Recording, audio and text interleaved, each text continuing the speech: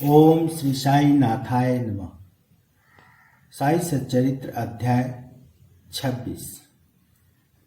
इस सृष्टि में स्थूल सूक्ष्म चेतन और जड़ आदि जो कुछ दृष्टिगोचर हो रहा है वह सब एक ब्रह्मा है और इसी एक अद्वितीय वस्तु ब्रह्मा को ही हम भिन्न भिन्न नामों से संबोधित करते तथा भिन्न भिन्न दृष्टियों से देखते हैं। जिस प्रकार अंधेरे में पड़ी हुई एक रस्सी या हार को हम भ्रमवश सर्प समझ लेते हैं, उसी प्रकार हम समस्त पदार्थों के केवल ब्राह्य स्वरूप को ही देखते हैं, न कि उनके सत्य स्वरूप को। एकमात्र सद्गुरु ही हमारी दृष्टि से माया का आवरण दूर कर हमें वस्तुओं का सत्य स्वरूप का यथार्थ में दर्शन करा देने में समर्थ है। इसलिए आओ हम श्री सद्गुरु साईनाथ महाराज की उपासना कर उनसे सत्य का दर्शन करने की प्रार्थना करें, जो कि ईश्वर के अतिरिक्त और कुछ भी नहीं है। आंतरिक पूजन। श्री हेमांडपत उपासना की एक सर्वथा नवीन पद्धति बताते हैं। वे कहते हैं कि सद्गुरु के पाद प्रक्षालन के निमित्त आनंद अश्रु के उष्ण जल का प्रयोग करो। उन्हें सत्य रूपी चंदन का लेप कर दृढ़ विश्वास स्वरूपी वस्त्र पहनाओ तथा कोमल और एकाग्र चित्त रूपी फल उन्हें अर्पित करो। भाव रूपी बुक्का उनके श्री मस्तक पर लगा भक्ति की कछनी बांध अपना मस्तक उनके चरणों पर रखो। इस प्रकार श्री साईं को समस्त आभूषणों से विभूषित कर उन्हें अपना सर्वस्व निछावर कर दो।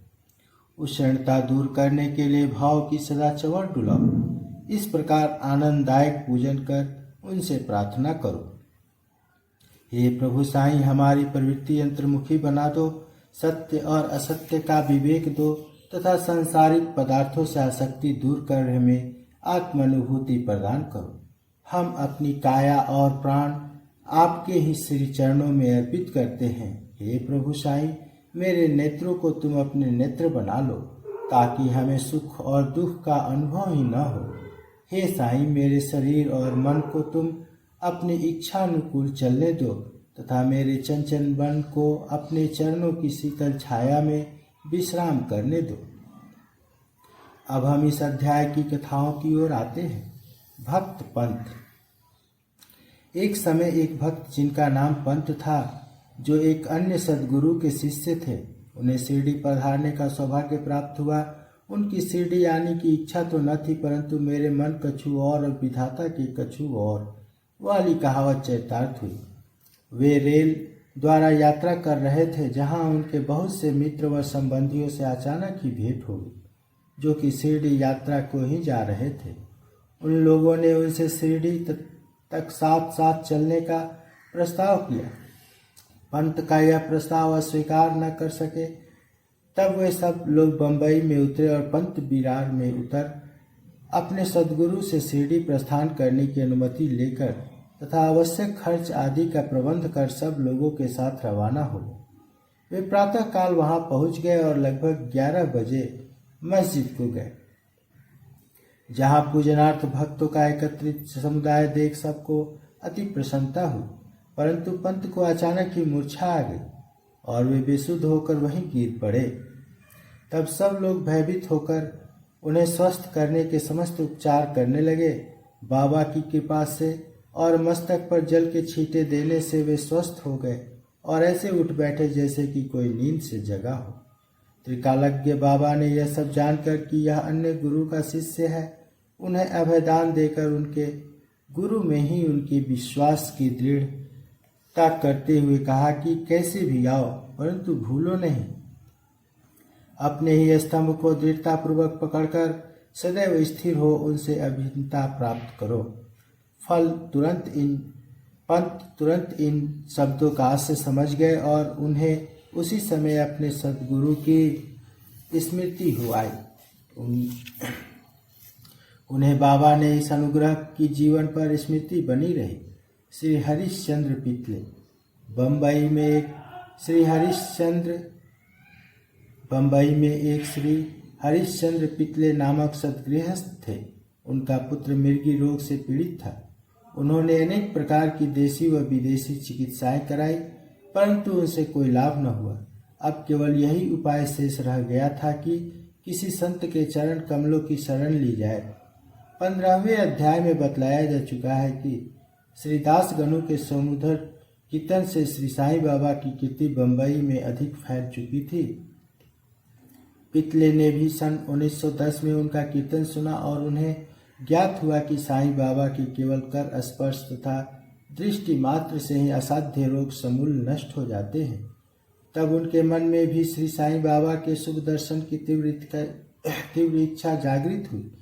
यात्रा का प्रबंध कर भेंट देने हेतु फलों की टोकरी लेकर पत्नी और बच्चों सहित वे शिरडी पधारे।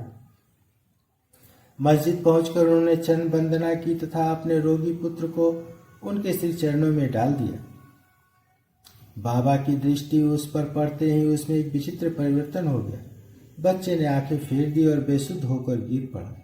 उसके मुख से झाग निकलने लगी तथा शरीर पसीने से भीग गया और ऐसी आशंका होने लगी कि उसके प्राण निकलने ही वाले हैं। यह देखकर उसके माता पिता अत्यंत निराश होकर घबराने लगे। बच्चे को बहुत थोड़ी मूर्छा तो अवश्य आ जाया करती थी, परंतु यह मूर्छा दीर्घ काल तक रही। माता की आंखों से आंसू की धारा बह रही थी और वह दुख ग्रसित हो अंतर्नाद करने लगी कि मैं ऐसी स्थिति में हूँ जैसे कि एक व्यक्ति चोरों के डर से भागकर किसी घर में प्रविष्ट हो जाए और वह घर ही उसके ऊपर गिर पड़े। तब बाबा ने सांत्वना देते हुए कहा, इस प्रकार प्रलाप न कर धैर्य धारण करो, बच्चे को अपने निवास स्थान पर ले जाओ, वह आधा घंटे के पश्चात होश में आ जाएगा। तब उन्होंने बाबा के आदेश का तुरंत पालन किया। बाबा के वचन सत्य निकले। जैसे ही उसे बाड़े में लाए कि बच्चा स्वस्थ हो गया और पितले परिवार, पति पत्नी व अन्य सब लोगों को महान हर्ष हुआ और उनका संदेह दूर हो गया। श्री पितले अपनी धर्म पत्नी सहित बाबा के दर्शन को आए और अति विनम्र होकर आनंद पूर्वक चरण वंदना कर पद सेवन करने लगे। मन ही मन में बाबा को धन्यवाद दे रहे थे। तब बाबा ने मुस्कुराकर कहा कि क्या तुम्हारे समस्त विचार और शंकाएं मिट गई? जिन्हें विश्वास और धैर्य है उनकी रक्षा श्री हरि अवश्य करेंगे।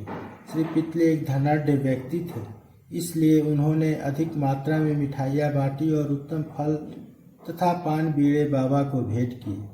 श्री पितले सात्विक प्रवृत्ति की महिला थी। वे एक स्थान पर बैठकर बाबा की ओर प्रेम पूर्ण दृष्टि से निहारा करती थी।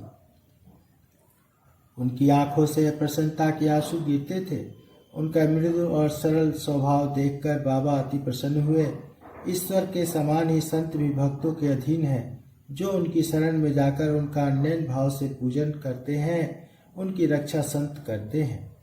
शिरडी में कुछ दिन सुखपूर्वक व्यतीत कर पितले परिवार ने बाबा के समीप मस्जिद में जाकर और चरण वंदना कर शिरडी से प्रस्थान करने की अनुमति मांगी।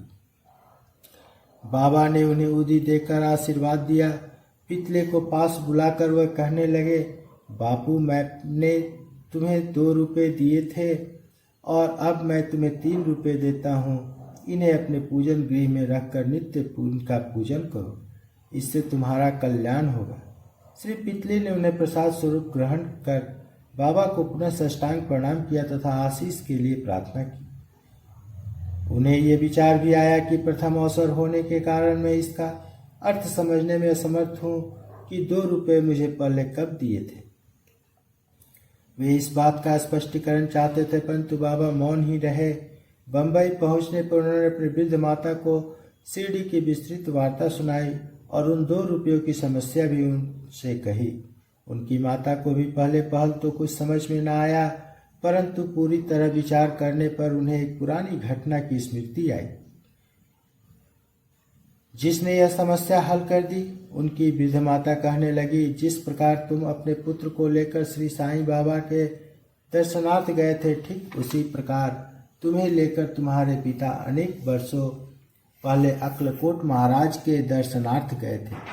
महाराज पूर्ण सिद्ध योगी, त्रिकालज्ञ और बड़े उदार थे। तुम्हारे पिता परम भक्त थे, इस कारण उनकी पूजा स्वीकार हुई।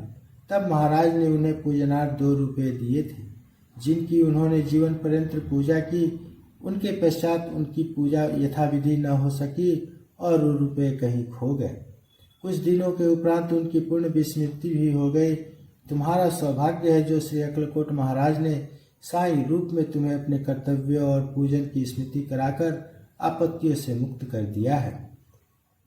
अब भविष्य में जागरूक रहकर समस्त शंकाएं और सोच विचार को छोड़कर अपने पूर्वजों को स्मरण कर रिवाजों का अनुसरण कर उत्तम प्रकार का आचरण अपनाओ। अपने कुल देव तथा इन रुपयों की पूजा कर उनके यथार्थ स्वरूप को समझो और संतों का आशीर्वाद ग्रहण करने में गर्व मानो। श्री साईं सामर्थ्य ने दया कर तुम्हारे हृदय में भक्ति का बीजारोपण कर दिया है और अब तुम्हारा कर्तव्य है कि तुम उसकी वृद्धि करो। माता के मधुर वचनामृत का पान कर श्री पितले को अत्यंत हर्ष हुआ। उन्होंने बाबा की सर्वकालज्ञता विदित हो गई और उनके श्री दर्शन का भी महत्व ज्ञात हो गया। इसके पश्चात वे अपने व्यवहार में अधिक सावधान हो गए। श्री आम्बेडकर पुणे के श्री गोपाल नारायण आम्बेडकर बाबा के परम भक्तों में से एक थे, जो ठाणे जिला के ज्वार स्टेट के आबकारी विभाग में 10 वर्षों से कार्य कर रहे थे। वहां से सेवानिवृत्त होने पर उन्होंने अन्य नौकरी ढूंढी, परंतु वे सफल न हुए। तब उन्हें दुर्भाग्य ने चारों ओर से घेर लिया, जिससे उनकी आर्थिक स्थिति और भी अधिक दयनीय हो गई। ऐसी परिस्थिति में उन्होंने 7 वर्ष व्यतीत किए। वे प्रति वर्ष शिरडी जाते और अपने दुखदायी कथा वार्ता बाबा को सुनाया करते थे। सन 1916 में तो उनकी स्थिति और भी अधिक चिंताजनक हो गई। तब उन्होंने शिरडी जाकर आत्महत्या करने की ठानी। इसलिए वे अपनी पत्नी को साथ लेकर शिरडी आए और वहां 2 मास तक ठहरे। एक रात्रि को दीक्षित वाड़े के सामने एक बैलगाड़ी पर बैठे बैठे उन्होंने कुएं में गिरकर प्राणांत करने का और साथ ही साथ बाबा ने उनकी रक्षा करने का निश्चय किया।